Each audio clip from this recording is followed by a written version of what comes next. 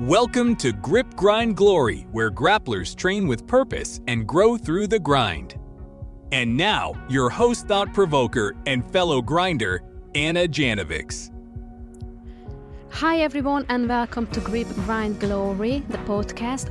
This is episode 16 and this is my first ever interview, which is new to me, so please bear with me until I figure out how to properly do it.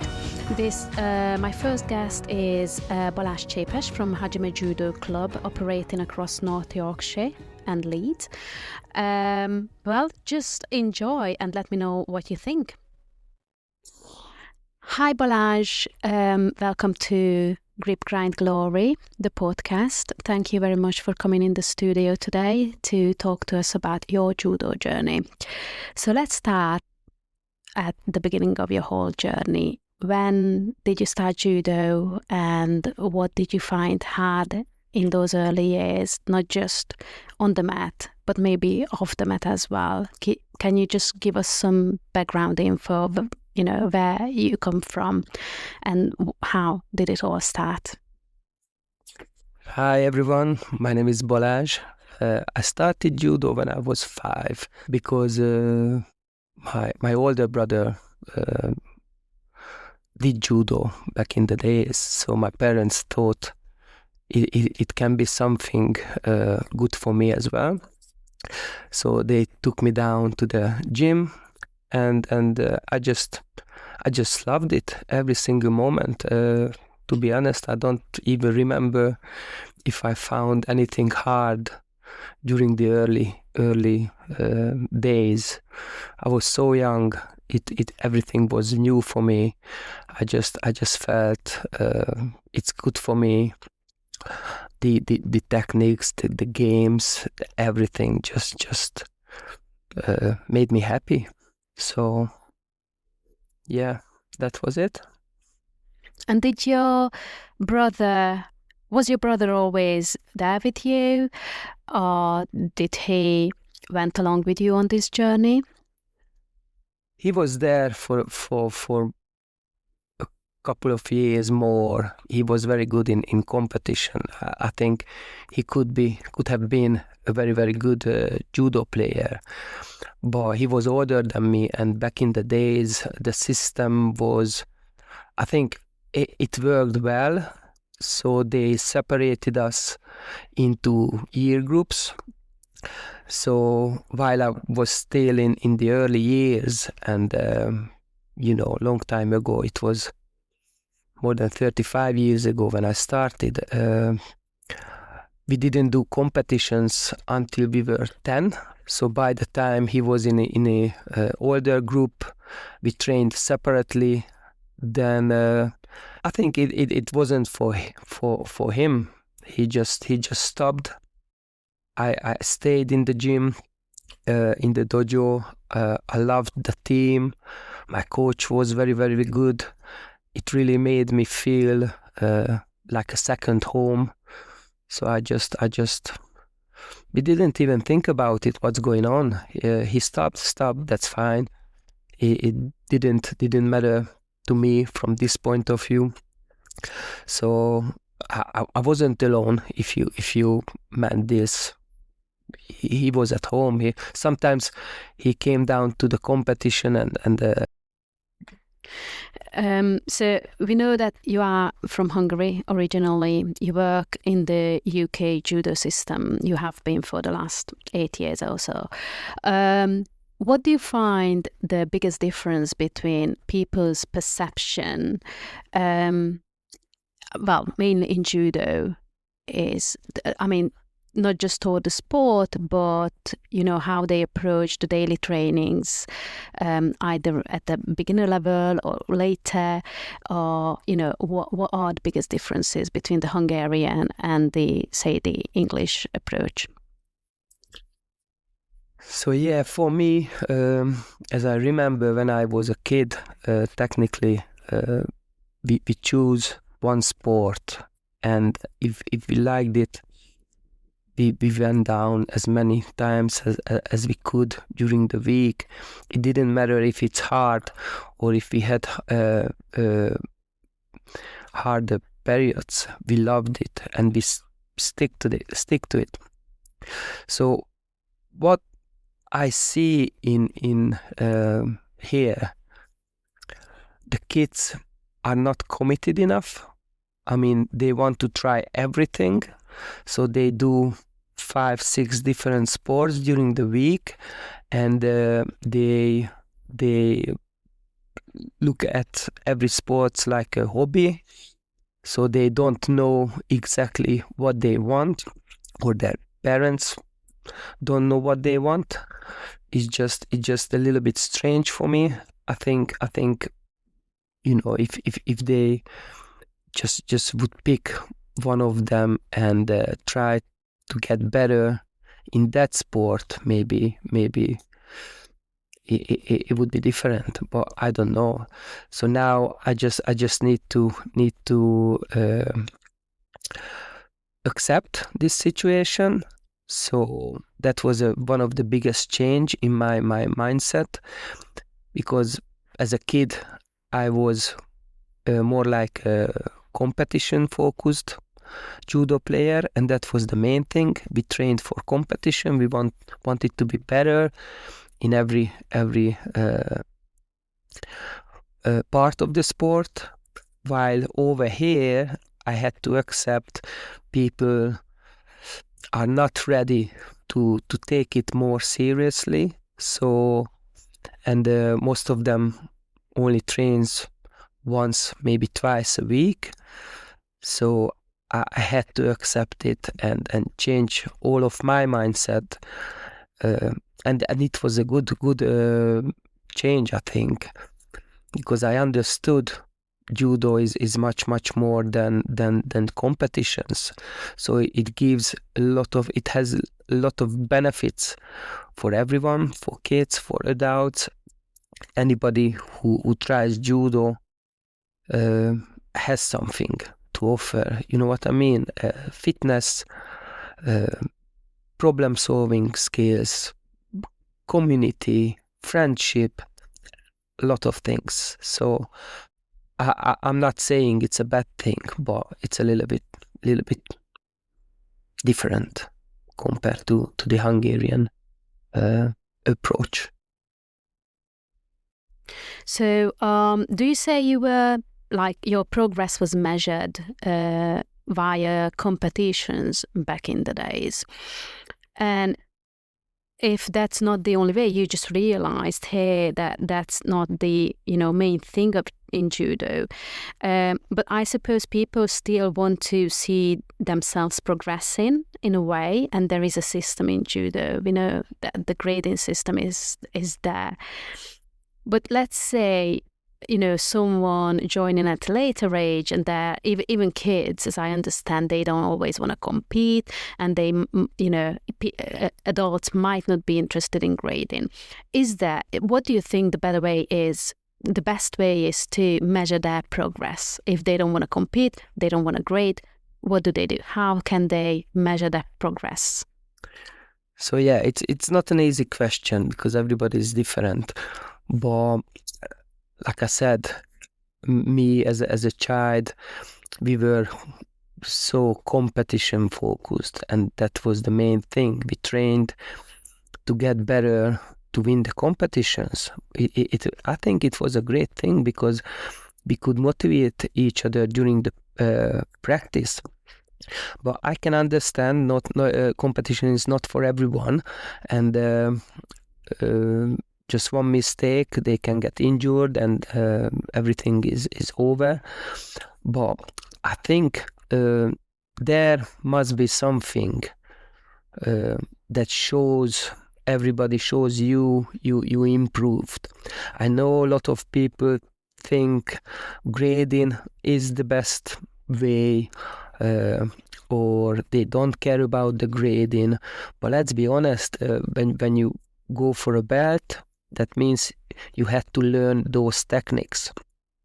So by the end of the day, you knew what you are doing, you know the names, the techniques, so you can get the belt. If you don't know how to do those techniques, that's fine, but is it enough knowing yourself? Okay, today my fitness was slightly better, or I could do the same throw 100 times, but I don't know. Everybody's different, and I think kids. What I know for sure, kids love the new belts, so they are so motivated to learn the new techniques, new throws, new hold downs, and get a new belt. They just absolutely over the moon when they can pass a grading exam. For an adult, it probably can be different, but still learning the techniques and doing the grading is still easier, I think, than rather than doing a competition where the belt, the color of the belt doesn't count, doesn't matter, because there can be somebody who's much younger than you or much technical, even if they know only one throw. So it's competing. I think it's about it's a little bit about something else. It's not just the knowledge or the skills. So I don't know. So talking about competitions and gradings, I suppose it's really great for you as a coach to see students perform well in a competition, even if not winning, just doing their best. And also, after grading, getting their new grades and seeing your work is paying off. Are there any other moments when you feel really proud of your work, when you feel like it was all worth it, and that keeps you going on a daily basis? Yeah, it's great to see when somebody can do the technique, execute the technique what we are trying to learn. I'm trying to teach. Those moments when I see the kids smiling after the session because they had a fun session, they enjoyed the session. Adults, when I see their happy face after the session, even if we did something hard or challenging, you can see they are satisfied and happy. Or after the session when they say, "Oh, thank you, that was great." Or kids when they give me cards for Christmas or anything, thanking me, being their teacher. It's a good feeling. Yeah. So talking about hard things, I have the impression these days that people just don't like hard things. And I talk a lot about it on my podcast as well, because I think we all need to do hard things and stick with them to, expose ourselves and grow from there. What do you find in the dojo? Are they happy to do hard things and being challenged in the first place, both kids and adults, or they'd just rather quit or maybe, just try to not look and maybe just, avoid it? How do you see this? So, yeah, first of all, judo is so complicated and hard. And what I think, what I see, most of the people like easy stuff because they don't know themselves. They don't know the limit, what they are capable of. And I think the best thing, I always try to do this, to start a little bit easier. When they enjoy every moment, they do, I would say, easier thing, and then just build up from there. And they at some point, kids, adults, doesn't matter, they will be they will get harder, and they will need more challenge and more. So if somebody goes through these phases, they will understand what is judo really about. So they will get harder, they will love challenging thing. If somebody isn't patient and think it's already hard, probably they would quit. But maybe that's the thing. They need to understand. If they stay with us, I always try to do my best. Okay, if this step is too hard for you, just step back, do the easier exercise. Then when you are ready, you can go for the harder. So at this point, I think most of our students understood, and they love it every single moment, even if it's hard. So when somebody understands how it works, they don't have to jump straight into the middle. If they understand, there is no going back, I think. Judo can be a lifelong journey. It just same for me. I had up and downs, but there you go. Here I am. Can you tell us a little bit more about your ups and downs? Both. What did you feel you were? What did you feel were your lowest points in your judo journey, and what were the highest ones? So I was very young, 14, when I got injured very, very seriously, and that was a breaking point. I mean, I didn't even know. I didn't even understand what does it mean. But I had to stop judo for almost a year just because of the recovery. And I thought, I'm ready. I went back to training, and I trained hard, and it worked for a couple of months. But on the first big competition, I got injured again. So it wasn't easy. And during my injury, I lost focus. I didn't care about judo. I just went down because of the team. My friends were there. I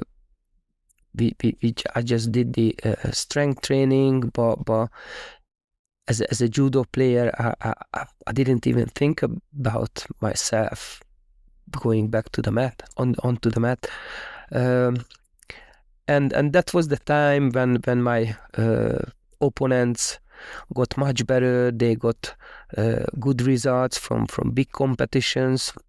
So that was the time, the age group when all of your future depended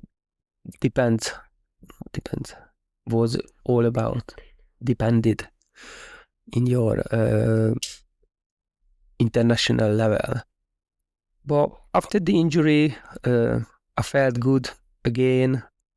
I did the correct training for my leg, and the competitions. I felt good again. So I started training again, even harder. But so I did try to stop and leave and do other sports, but for some reason it never happened. So I always found myself on the mat doing judo, and later on I tried myself in another kind of rule set sport. I tried myself in cage fight, and turned out my judo skills were very, very, very helpful. So I'm two times Hungarian champion in cage fight. So I said, oh yeah, why should I stop training judo if it's good. So yeah, that's it for now. So what was your highest moment in judo? Highest moment, I won a Hungarian champion, and when we were young, it was a very, very serious competition. That was the biggest competition during the year, and every team across the country trained very, very, very hard for this competition. And for our coach, for our club, it was more about who's the best coach, which club is the best. So my coach had a very, very serious mindset, and he tried to split up the team, like he wanted everybody, not everybody, he wanted somebody in each weight category to win the most of the medals during the competition. And we were 3 of us friends who were very, very close to each other in size. And I don't remember how, but we had to decide which one of us go down, who stays in the middleweight category, and who goes up. And I was the one who had to go down, so I had to cut almost 5 kilos when I was only 39 kilos. So it was a tough 2 months losing 5 kilos from nowhere technically, but it was a great thing. All of us won the gold, so we were the best. Amazing. So it sounds like judo supported your cage fight, very brief cage fight career as well. What else do you think judo could really add to? What are the sports where, the skills gained in judo, in which other sports you could really use those skills? So just because what we do during the training session, we train for almost like a gymnastic person. We can improve our flexibility, mindset, strength, fitness. So I would say if somebody as a judo player tries themselves in different sports like BJJ or Kempo or Jitsu, they will be able to use those skills what they learn during judo. The mindset can help in any challenge and never give up. I can do this. It helps not just on the mat but off the mat too, in the everyday life. The fitness, we liked playing football very, very, very much. So every Christmas when we had the Christmas gathering, it was about a football tournament. So every year group or coaches and players, we had different teams, 6, 8, maybe more, and we did a judo football tournament where you could do much more things on the tatami. It was one of the greatest celebration of Christmas with the team. So yeah, I would say if you are training judo, you would be good in any other sports. You can use all of the benefits what you get from judo. As a judo coach, what kind of challenges do you face every day, and how do you keep showing up? I'm I mean, it's constant, right? When you're not coaching, you're going to competitions or you're organizing your club or something. It's 24/7. How do you keep going every single day? I don't know. I enjoy it. I love it. Sometimes it's so tiring, so frustrating. The way we work. Sometimes I only see a group once a week, and it can be different every single time. This way, I need to be ready for the group and especially the young kids training when they have a bad day. Even they show up during training, it can be so challenging, and making that switch, in the session plan. So I always make a session plan, even if it's my in head, but I have a plan, but I need to change quickly. I need to adopt everything to the situation. If I see they can't focus, I need to change everything in the plan. So it's very, very tiring mentally. Yeah, so every day is a new day. I try to make my days, I would say, easy, getting ready for the afternoons, doing the paperwork, sometimes after the sessions while I'm still focused. So yeah, to be honest, it's much better than working for someone. Getting onto the bus, going to the office. So it's I feel free, and I feel I do what I love. So I can't complain. I'm tired sometimes. I'm feeling stressful sometimes when things don't happen the way I wish. But that's the life. That's judo. So what is judo?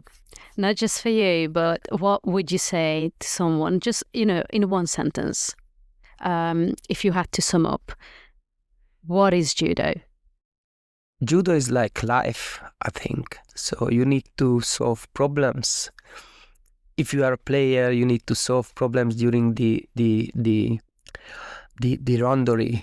You need to find solution for doing techniques what you find hard. You need to make quick decisions, where to go, where to step, what to do. So during the practice, at the end, when we do the strength training, you need to be determined. So never give up. Just keep going forward. It's just I think judo helped me in a lot of things during my everyday life as well. Judo is good for your stress. I know sometimes it's hard even to start, but I remember times when I went down and do I need to do this? So it was so hard, but finally we lined up. We started the session and I was happy. I felt I'm alive. You forget every problems you have during the practice, and sometimes you even find the solution during the practice. I mean, after the session, you can think with a clear head and okay, maybe That's the thing. So it's hard to explain, but I think it's just life. Thank you. Very long sentence indeed. In your personal life, are you a chatty guy? Are you someone who likes to be around people? I know you are, actually. But tell us a little bit about your personal life, whatever you feel comfortable sharing. What do you do when you don't do judo, those couple of hours a week? What does your life look like outside of the dojo? Sometimes I feel chatty, depends on the group where I'm in, or sometimes I need me time. So I like being quiet, sitting and just doing nothing. When I don't do judo, most of the half of the times I think about judo, but I think about the session plans. So what should we do, or what will be the next session? Who will be the first? But I'm trying to avoid to watch videos of judo. So I don't want to be that guy. I think I have my own experience, my past. I try to use those memories, how we did the sessions. So when I'm thinking of judo, it's more like, how can I give something to my students, what I know, and what not that what I saw. But yeah, I like going to the gym, training myself. I like the sauna. So once, twice a week, just I go there to relax. Most of my afternoons I spend in the dojo. So during the after the session, I like being with my boys for a short time. I mean I like hearing them telling me the stories of the days or anything. But after that, I need an hour, maybe two, just being with myself and just reflecting the day, thinking through what happened, thinking of what am I going to do next day, and that's it. Then usually I go to bed. So we've come to the end of the interview, and I have 3 quick fire questions for you. Please answer them quickly. That should be fun. And let's see. Hardest throw to learn versus hardest throw to teach? Uchimata. Both. Okay.